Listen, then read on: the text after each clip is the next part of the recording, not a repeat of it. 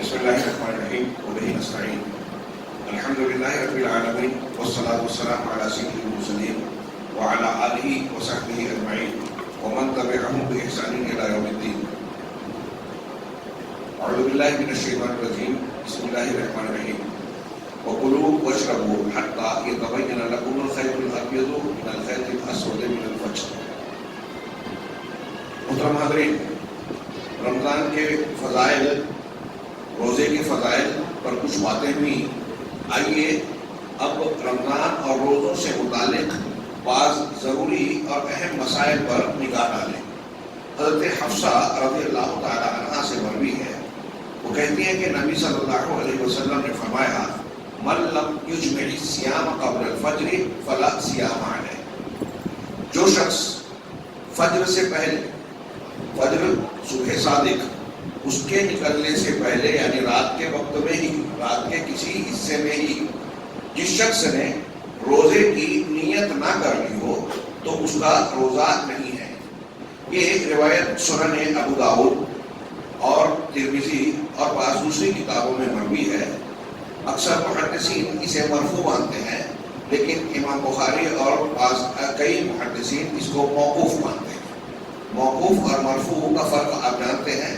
مرفوع اس حدیث کو کہتے ہیں جو صحابی یعنی سند کے ساتھ رسول اللہ صلی اللہ علیہ وسلم تک پہنچائی جائے کہ آپ نے فرمائی، آپ کی روایت ہے.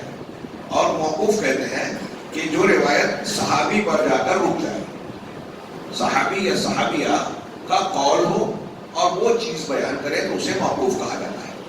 موقوف کے بارے میں بھی یہ بات کہی جاتی ہے کہ اگر عبادات یا عقائد سے متعلق کوئی بات کوئی صحابی بیان کر رہا ہے، صحابیہ کہہ رہی ہیں، تو صحابہ اور صحابیہ کے بارے میں یہ بات طے ہے کہ وہ عقیدے کی بات، غیب کی بات، عبادت کی بات اپنی جانب سے نہیں کہہ سکتے، اپنی سمجھ سے نہیں کہہ سکتے، کیونکہ وہ بھی یہ عقیدہ دین کا یہ اصول جانتے ہیں اور جانتے تھے کہ عقائد اور عبادات کا معاملہ توقیفی ہے، یعنی اللہ اور اس کے رسول پر منحصر ہے. کوئی انسان اپنی سمجھ اور استنباط سے کسی عقیدے اور کسی عبادت کو ثابت نہیں کر سکتا. لہذا ایک اصول کی بات یہ ہے کہ اگر عبادات اور عقائد سے متعلق کوئی بات کوئی صحابی یا صحابیہ بیان کرتا ہے، سند سے صحیح ثابت ہے کہ یہ صحابی کہہ رہے ہیں، تو اس کو حکماً مرفوع مانا جاتا ہے. یعنی وہ یہ نہیں کہہ رہے ہیں اگرچہ کہ اللہ کے رسول صلی اللہ علیہ وسلم نے فرمایا، لیکن مانا یہی جاتا ہے کہ انہوں نے رسول اللہ صلی اللہ علیہ وسلم سے جان کر سن کر یہ بات بیان کی، ورنہ وہ بیان کرتے ہی نہیں. بہرحال یہ روایت میں نے پیش کی، اور اس روایت کی تائید اس حدیث سے بھی ہوتی ہے جو ہم نے پہلی حدیث پہلے درس میں جانی، انما الاعمال بالنیات، اعمال کا دار و مدار نیتوں پر ہے. تو ہر عمل کے لیے نیت کا ہونا ضروری ہے. شیخ عبدالرحمن بن ناصر السعدی کی میں نے تشریح کرتے ہوئے بیان کیا تھا کہ کچھ اعمال فرائض اور مستحب جو ہیں ان کی متعین کر کے نیت کرنا ضروری ہے. وتر پڑھ رہے ہیں تو آپ کے دماغ میں وتر ہو، فجر کی سنت پڑھ رہے ہیں تو یہ نیت ہو کہ یہ فجر کی سنت پڑھ رہا ہوں، فجر کی فرض پڑھ رہے ہیں تو یہ نیت ہو کہ فرض پڑھ رہا ہوں. تو جس عمل کی متعین عمل کو پڑھ کرنے جا رہے ہیں اس کی متعین نیت ضروری ہے. مطلق نفل پڑھ رہے ہیں تو وہاں صرف نماز کی نیت کافی ہے. خیر، تو یہاں ہم روزہ جب رکھنے جا رہے ہیں، اللہ کے رسول صلی اللہ علیہ وسلم کی اس فرمان سے یہ واضح ہوتا ہے کہ روزے کی، خاص طور سے فرض روزے کی نیت طلوع فجر سے پہلے یعنی صبح صادق کے نکلنے سے پہلے کرنا ضروری ہے. ائمہ ثلاثہ، یہ ائمہ ثلاثہ تینوں امام مالک، امام احمد، امام شافعی، یہ کہتے ہیں کہ فرض روزے کے لیے رات سے نیت ضروری ہے. فرض روزے کے لیے رات سے نیت ضروری ہے، اور نفل کی نیت زوال سے پہلے کی جا سکتی ہے. نبی کریم صلی اللہ علیہ وسلم کئی مرتبہ ایسے آئے گھر میں کہ بتاؤ، عائشہ کی روایت ہے، گھر میں کچھ کھانے کے لیے ہے؟ نہیں ہے. تو آپ نے کہا ٹھیک ہے میں آج روزے سے ہوں. یہ دن نکلنے کے بعد چونکہ پہلے سے آپ نے کچھ نہیں کھایا ہے، روزہ توڑنے والی کوئی چیز صبح صادق سے نہیں ہوئی ہے، اب گھر میں کچھ نہیں ہے، چلو آج روزہ رکھ لیتے ہیں. تو یہ نفل روزہ اس طرح رکھا جا سکتا ہے، لیکن فرض اس طرح نہیں رکھا جا سکتا. ہاں، امام حنیفہ کہتے ہیں کہ نصف النہار سے پہلے فرض اور نفل دونوں قسم کے روزوں کی نیت کی جا سکتی ہے. ہاں، لیکن صاف روایتوں کے باوجود یہ بات درست نہیں ہے. فرض روزے کی ہم کو رات سے نیت کرنا ہوگی، اب یہاں کچھ لوگ کہتے ہیں امام احمد وغیرہ کہ ہم رمضان میں داخل ہو رہے ہیں تو پورے مہینے کی اکٹھا نیت کرنے چل جائے گا. امام شافعی اور دوسرے بہت سارے لوگ کہتے ہیں، اور یہ بات ذرا سا قریب لگتی ہے اور احتیاط سے بھی زیادہ قریب ہے، کہ ہر روزے کو ہر دن ہر روزے کے لیے نیت کرنی ہوگی. اور آپ اور ہم سحری کھانے کے لیے بیدار ہوتے ہیں. سحری کھائے مطلب ہم نے روزے کی نیت کر لی. اب یہ جو نیت کرنا ہے جو ضروری ہے فرض روزے کے لیے، اس نیت کو کا مطلب یہ نہیں ہے کہ ہم زبان سے ادا کریں. آج کل ہمارے یہاں لوگوں نے سحری کی نیت کے لیے بھی کچھ دعائیں اور الفاظ بنا لیے ہیں. یہ میڈ ان انڈیا بولتا ہوں، ہندوستان میں بنایا گیا ہے. اللہ کے نبی صلی اللہ علیہ وسلم سے ثابت نہیں ہے. اور یہ بات بالکل اچھی طریقے سے دماغ میں بٹھا لیجیے کہ عبادات، اگر کوئی چیز نبی کریم صلی اللہ علیہ وسلم سے ثابت نہیں ہے اور وہ کی جاتی ہے، وہ چاہے دعا ہی ہو، اسے مصنون سمجھ کر، دین کا حصہ سمجھ کر کیا جا رہا ہے. آپ اپنے طور سے کوئی دعا مانگ رہے ہیں، آپ کو ضرورت ہے آپ کے والد صاحب والدہ کے لیے، گھر کے کسی اور فرد کے لیے، اپنے لیے، گھر کے لیے، کسی مسلمانوں کے عمومی فائدے کے لیے آپ اپنے الفاظ میں دعا مانگ رہے ہیں، تو یہ کوئی مصنون اور اس طرح سے نہیں ہے کہ آپ اس کو دین کا حصہ سمجھ کے کر رہے ہیں. حسب ضرورت آپ مانگ رہے ہیں، اس کی اجازت ہے، گنجائش ہے. لیکن ایک متعینہ عبادت کا عمل اور اس کا حصہ مان کر جب آپ کر رہے ہیں تو اس کا مطلب آپ اس کو دین میں داخل کر رہے ہیں. روزہ فرض ہے، اللہ اور رسول نے اس کے تفصیلی احکامات بتائے اور یہ بھی بیان کیا کہ رات سے اس کی نیت ضروری ہے.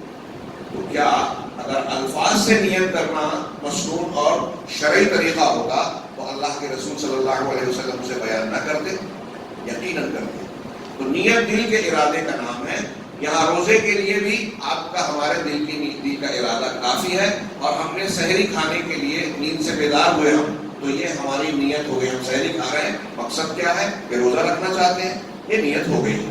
یہاں اس کے ساتھ ساتھ مناسب ہوتا ہے، اگرچہ وقت بڑا محدود ہے، مناسب معلوم ہوتا ہے کہ مختصر سے وقت میں روزے کے تعلق سے جو سحری کھانے کا حکم دیا گیا اور مسلمانوں کو ایک سہولت عطا کی گئی، اس کا بھی ذکر کر دیا جائے.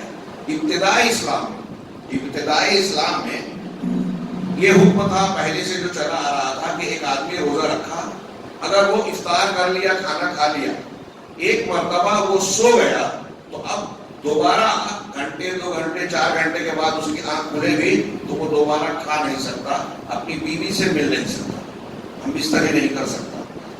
اب دوسرے دن جب سو گیا تو دوسرا روزہ اس کا شروع ہو گیا، اور دوسرے دن جب سورج غروب ہوگا تبھی وہ افطار کر سکتا ہے، کھا سکتا ہے.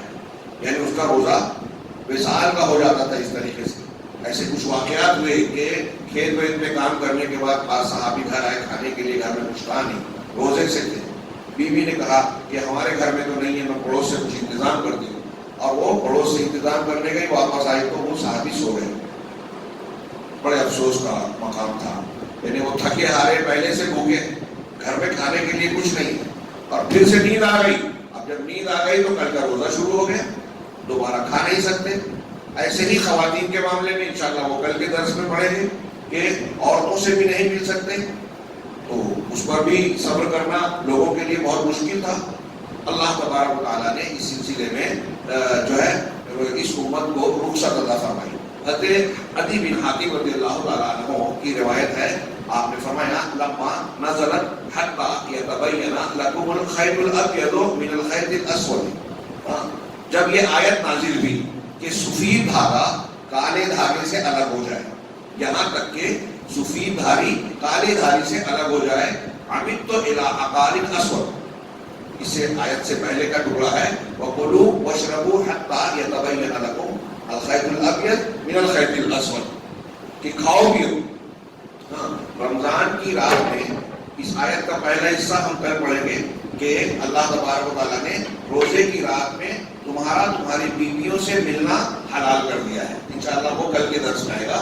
اللہ تبارک و تعالیٰ نے آگے فرمایا کہ کھاؤ پیو، رمضان کی رات میں کھاؤ پیو یہاں تک کہ کالی دھاری سفید دھاری سے الگ ہو جائے. تو حضرت عدی کہتے ہیں کہ جب میں نے یہ آیت سنی تو میں نے ایک کالا دھاگا لیا ڈورا اور ایک سفید، اور ان دونوں کو اپنے تکیے کے نیچے رکھ دیا. فجعلت انظر فی اللیل، اور رات کے اندھیرے میں اسے دیکھتا تکیے کے نیچے سے نکال کے کہ یہ کالے دھاگے کالا دھاگا سفید دھاگے سے الگ ہوتا ہے کہ نہیں ہوتا ہے. وہ کہہ رہے فجعلت انظر فی الليل فلا يستبين لي، تو بڑی دیر تک مجھے کالے اور سفید میں فرق محسوس ہی نہیں ہوا، اس میں وضاحت ہی نہیں ہوئی۔ فغدوت علی رسول اللہ صلی اللہ علیہ وسلم، تو میں صبح اللہ کے رسول صلی اللہ علیہ وسلم کی خدمت میں پہنچا، آپ کے پاس حاضر ہوا، فذکرت له ذلك، اور اپنے اس عمل کا ذکر کیا کہ میں نے ایسا ایسا کیا۔ وقال انما ذلك سواد الليل وبياض النهار، یہ جو تم کالا دھاگا سفید دھاگا کر رہے ہو، آگے ایک دوسری روایت میں ہے اللہ کے رسول صلی اللہ علیہ وسلم نے سن کر ہنس پڑے اور کہا کہ تم نے اپنے تکیے کے نیچے بہت بڑی چیز رکھی ہے، یہ کالا دھاگا سفید دھاگا، یہ اس سے مراد یہ دھاگا نہیں ہے، بلکہ افق میں جو سفیدی آتی ہے صبح صادق کی، ایک صبح کاذب ہوتی ہے، صبح جو ہوتی ہے ایک کو جھوٹی صبح کہتے ہیں، حدیثوں میں اس کی وضاحت ہے کہ صبح صادق سے کافی پہلے آسمان میں اوپر سے نیچے کی طرف ایک ہلکا اجالا ہوتا ہے، اس کی شکل جو ہے بھیڑیے کے دم کی طرح ہوتی ہے، حدیث میں ہی بیان کیا گیا ہے، وہ صبح کاذب ہوتی ہے، اس اجالے کو دیکھ کے لوگوں کو یہ شک ہوتا ہے کہ صبح ہونے جا رہی ہے، لیکن وہ تھوڑی دیر میں وہ اجالا غائب ہو جاتا ہے، پھر کچھ دیر کے بعد یہ دھاری جو افق میں چوڑائی کے اندر ظاہر ہوتی ہے، مشرق کی سمت، مشرق کی سمت چوڑائی میں نیچے سے سفید دھاری پیدا ہوتی ہے، یعنی اجالا ہلکا ہلکا آتا ہے، یہ ہے سفید دھاری، یعنی صبح کی سفید دھاری رات کی کالی دھاری یعنی رات کے اندھیرے سے الگ ہو جائے، یہ اس آیت کا مطلب تھا۔ چنانچہ اللہ کے رسول نے کہا کہ انما ذالک سواد اللیل و بیاض النہار، یہ جو کالی دھاری اور سفید دھاری ہے نا، کالی دھاری سے مراد رات کا اندھیرا اور سفید دھاری سے مراد صبح کا پردہ ہے، اجالا ہے، یہ بخاری مسلم کی حدیث ہے۔ یہی روایت دوسرے الفاظ میں سہل بن سعد سے روایت ہے کہ وہ کہتے ہیں کہ اللہ قرآن کی یہ آیت کلوا واشربوا حتی یتبین لکم الخیط الابیض من الخیط الاسود، کہ کھاؤ پیو یہاں تک کہ سفید دھاگا کالے دھاگے سے الگ ہو جائے، یہ کہتے ہیں کہ یہ آیت نازل ہوئی، اس میں اگلا ٹکڑا ہے، اور غور سے ادھر دیکھیے، وہ چالو کر رہے ہیں بند کر رہے ہیں، وہ اہم نہیں ہے، آیت کا جو ہم نے پڑھا، اس میں آیت کا اگلا ٹکڑا ہے من الفجر، کھاؤ پیو یہاں تک کہ سفید دھاگا کالا دھاگا سفید دھاگے سے الگ ہو جائے، من الفجر، فجر کا، الخیط الابیض پہلے ہے، تو فجر کا، من الفجر کا یہ جو لفظ ہے یہ بھی آیت کا اگلا ٹکڑا ہے، لیکن آیت میں پہلے نازل نہیں ہوا تھا۔ جب یہ کچھ صحابہ کو غلط فہمی ہوئی، جیسے کہ حضرت عدی بن حاتم والا واقعہ بھی ہم نے سنا، ان کو جب غلطی ہوئی کہ وہ دھاگے سے مراد دھاگا سمجھ رہے ہیں، تو اللہ تبارک و تعالیٰ نے آگے یہ ٹکڑا نازل کیا من الفجر، یہ اتنا سا حصہ، بخاری مسلم کی حدیث ہے۔ تو اس سے یہ بھی پتہ چلتا ہے یہ شان نزول جو اللہ تعالیٰ نے واقعات کی روشنی میں نازل کیا، الگ الگ ٹکڑوں میں قرآن کو نازل کیا تاکہ لوگوں کو معنی مفہوم سمجھ میں آئے، ایک بات۔ اور یہاں ایک اور نقطہ یہ سمجھ میں آتا ہے کہ اب صحابی رسول حضرت عدی بن حاتم، اس زمانے کے مسلمان صحابہ عربی جاننے میں کتنے ماہر تھے؟ ویسی عربی بات کے کسی انسان کی ہو سکتی ہے کیا؟ اس زمانے کا ایک عام دیہاتی بدو قرآن کا ایک چھوٹا سا ٹکڑا سنتا تھا تو کہہ دیتا تھا ما ھذا قول البشر۔ کہتے ہیں ایک واقعہ، فاصدع بما تؤمر، سورہ ہجر کی آیت ہے، فاصدع بما تؤمر، کہ آپ کو جو حکم دیا ہے رسول اسے کھول کھول کر صاف صاف بیان کرو۔ ایک صحابی اس کو پڑھ رہے تھے، اتنا حصہ صرف پڑھا، ایک دیہاتی شخص اس زمانے کا، وہ وہاں سے گزرا، قرآن کا اتنا ٹکڑا سنا اور سجدے میں گر پڑا۔ جب اٹھا تو لوگوں نے پوچھا کہ سجدہ کیوں کہا؟ سجدت لفصاحتی، اس کلام کی فصاحت کی وجہ سے میں نے سجدہ کیا۔ ایسے ایک دو نہیں، 5 10 نہیں، 20 بلکہ سینکڑوں 50 واقعات ملیں گے عہد اول میں صحابہ اور تابعین کے دور میں، کہ قرآن کا ایک چھوٹا سا ٹکڑا سنا اور کہہ دیا کہ یہ اللہ کا، یہ انسان کا کلام ہو ہی نہیں سکتا۔ آج ہمارے یہاں منکرین حدیث یہ کہتے ہیں کہ قرآن کو سمجھنے کے لیے اللہ کے رسول صلی اللہ علیہ وسلم کی حدیثوں کی تفسیر کی ضرورت نہیں ہے، عربی زبان سے، یہ پاکستان میں ایک خامدی ہے، اس سے پہلے پرویز صاحب، مسٹر پرویز گزرے تھے، تو ایک کا کہنا یہ تھا کہ عرب کی لغت سے، عربی لغت سے ہم حل کر سکتے ہیں، مطلب یہ کہ لغت کا اتنا اعتبار ہے جتنا حدیث کا نہیں ہے، لغت محفوظ ہے ان کے نزدیک، لغت میں کوئی ٹینشن نہیں ہے، حدیثوں میں ٹینشن ہے۔ اس سے بڑی جہالت کیا ہو سکتی ہے؟ یہ عالم نہیں ہونے کا نتیجہ ہوتا ہے۔ جو میدان آپ کا نہیں ہے اس میدان میں جب آپ مہارت کا مظاہرہ کرو گے تو ایسے ہی عظیم الشان ٹھوکریں ہوگی، گمراہیاں ہوگی۔ اور سید غامدی تو کوئی کہتا ہے کہ جاہلی اشعار کی روشنی میں ہم قرآن کو سمجھیں گے، قرآن شعرا کے جو کلام ہیں، شعرا کے عربی کلام، اس سے قرآن سمجھیں گے۔ یعنی وہ ایک کہہ رہا ہے شعرا کا کلام، ایک کہہ رہا ہے عربی لغت۔ یہ کلام شعرا اور عربی لغت رسول صلی اللہ علیہ وسلم کے بیان اور حدیثوں سے زیادہ محفوظ اور معتبر ہے۔ حقیقت یہ ہے کہ یہ جاہل لوگ قرآن بھی نہیں سمجھتے۔ قرآن خود کہہ رہا ہے کہ رسول کو مبین بنایا، اِنَّا عَلَيْنَا جَمْعَهُ وَقُرْآنَهُ فَإِذَا قَرَأْنَاهُ فَاتَّبِعْ قُرْآنَهُ ثُمَّ إِنَّ عَلَيْنَا بَيَانَهُ۔ اللہ نے خود قرآن میں کہا ہے کہ یہ قرآن جو ہم دے رہے ہیں اس کو جمع کرنے کی ذمہ داری ہماری، ہم پڑھائیں تو آپ اچھے سے پڑھو، پھر اس قرآن کو دینے کے بعد اس کا بیان بھی ہم دیں گے آپ کو، ہماری ذمہ داری ہے۔ قرآن کہہ رہا ہے، وہ بیان کیا ہے؟ رسول کی حدیث ہے۔ تو قرآن بھی اللہ نے دیا اور بیان قرآن بھی اللہ نے دیا، جو تفسیر ہے۔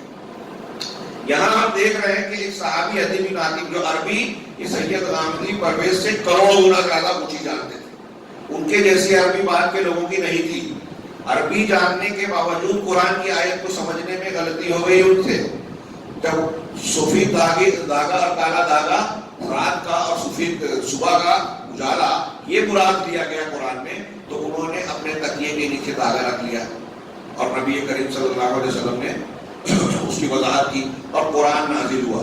تو شیخ حضرت سہل بن سعد کہتے ہیں صحابی کہ من الفجر ابتدا میں نازل نہیں ہوا تھا، فکان رجال اذا ارادوا الصوم ربط احد في رجله الخيط الابيض والخيط الاسود۔ تو اب ایک آدمی، حضرت سہل کہتے ہیں کہ جب وہ اتنی آیت نازل ہوئی تھی تو ایک آدمی جو ہے وہ اپنے پیر کے اندر ایک پیر میں سفید دھاگا اور کالا دھاگا باندھ لیتا اور برابر کھاتا پیتا رہتا، یہاں تک کہ اس دھاگے کو دیکھ کر یہ محسوس کرتا کہ ہاں یہ سفید ہے، یہ کالا ہے۔ جب یہ سمجھ میں آنے لگتا کہ یہ کالا ہے، یہ سفید ہے، تب کھانا رکتا۔ کہا اللہ تعالیٰ نے کالے دھاگے اور سفید دھاگے کے الگ الگ ہو جانے تک کھانے کی اجازت دی ہے۔ تب اللہ تبارک و تعالیٰ نے آیت کا یہ ٹکڑا نازل کیا، من الفجر، یعنی سفید دھاگا کالے دھاگے سے، فجر کا سفید دھاگا یعنی سفید دھاری، اجالے کا رتی دھاری، یہ الگ ہو جائے۔ فعلم، حضرت سہل کہتے ہیں چنانچہ اس وقت ان لوگوں کو معلوم ہوا کہ اس سے مراد رات اور دن ہے۔ یہ بھی متفق علیہ روایت ہے۔ اس حدیث سے قرآن کی آیت میں اللہ تعالیٰ نے بتایا کہ رمضان کی رات میں ہم کو اور آپ کو کھانے کی اجازت مل گئی، اور پھر کھانے کی اجازت آخری وقت تک ملی۔ ہم آگے کے دروس میں جانیں گے کہ دیر تک سحری کرنا چاہیے۔ نبی کریم صلی اللہ علیہ وسلم نے فرمایا، حضرت انس وغیرہ کی، بخاری وغیرہ کی روایت ہے، آپ نے کہا تسحروا فإن فی السحور برکہ، سحری کو کھاؤ اس لیے کہ سحری کھانے میں برکت ہے۔ یہ میرے سامنے شیخ فوزان کا کتابچہ ہے، اس میں سحری کی برکت کئی شکلوں میں ہوتی ہے بتایا کہ سحری کھانے میں برکت ہے۔ آدمی جب سحری کھاتا ہے تو روزہ کھانے کے لیے قوت ملتی ہے، اس کی برکت کا ایک پہلو یہ ہے۔ سحری کھاتا ہے تو فجر سے پہلے جاگتا ہے، بیدار ہوتا ہے، وہ دعاؤں کی قبولیت کا، اللہ سے قربت کا وقت ہے، اس کی برکت کا ایک پہلو یہ ہے۔ سحری کی برکت کا ایک پہلو یہ ہے کہ اس کے ذریعے سے انسان کے روزہ رکھنے کے حوصلے میں قوت حاصل ہوتی ہے، ورنہ اگر پہلے اسے کھانا کھانے کے بعد رات میں سو گیا اور پھر اٹھنے کے بعد جو ہے دوبارہ سے روزہ شروع ہو گیا تو ایک طریقے کی حوصلے کی کمی ہوگی، اور کھا لینے کے بعد وہ چاہے تھوڑا سا ہی کھائے، یہ حوصلہ رہتا ہے کہ میں نے سحری کھائی ہے اور مجھے دن بھر اللہ کے لیے اب بھوکا پیاسا رہنے میں کوئی حرج نہیں ہے۔ سحری میں برکت کا سب سے اہم پہلو یہ ہے کہ یہ اللہ اور اس کے رسول کے حکم کی تعمیل ہے اور رسول اللہ صلی اللہ علیہ وسلم کی پیروی ہے، یہ روحانی طور سے قوت کا باعث ہے۔ سحری کی برکت کا ایک پہلو یہ بھی ہے کہ اللہ کے رسول صلی اللہ علیہ وسلم نے فرمایا کہ اہل کتاب کے اور ہمارے روزے کے درمیان فرق کرنے والی ایک چیز ہے سحری۔ اہل کتاب مغضوب علیہم والضالین کے طریقے کی مخالفت کرنے کی ہم کو تعلیم دی ہے، شریعت کا ایک اصول ہے۔ تو چونکہ وہ روزہ رکھتے ہیں، ہم بھی روزہ رکھتے ہیں، تو ان کے روزے اور ہمارے روزے میں فرق کیسے ہوگا؟ سحری سے ہوگا۔ وہ داڑھی رکھتے ہیں، ہم بھی داڑھی رکھتے ہیں، تو ہم داڑھی کا رنگ بدل کر، مونچھ کو کاٹ کر ان کی مخالفت کریں، یہ شریعت کا ایک اصول ہے۔ علامہ ابن تیمیہ نے اس موضوع پر مستقل کتاب لکھی کہ مسلمانوں کو یہود، نصارہ اور مشرکین کی مخالفت کرنا چاہیے، چنانچہ سحری کا اہتمام کیا جائے۔ رات کو اللہ تعالیٰ نے کھانے کی اجازت دی، یہ امت محمدیہ پر احسان و کرم کیا، اور رات کے آخری وقت تک کھانے پینے اور ہم بستری کی اجازت ہے. یہ ہم بستری والی بات اور اس سے متعلقہ کچھ احکامات انشاءاللہ کل کے